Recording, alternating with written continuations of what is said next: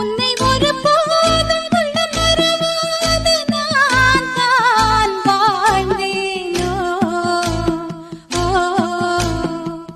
குற்றம் புரியாத துன்பக் கடல் மீதிலே நான் வீழ்ந்தேனோ. அந்த கதை முடிந்த கதை, எந்த மனம் மறந்த கதை. என்ன செய்ய விடுகதை போல் என்னுடைய பிறந்த கதை.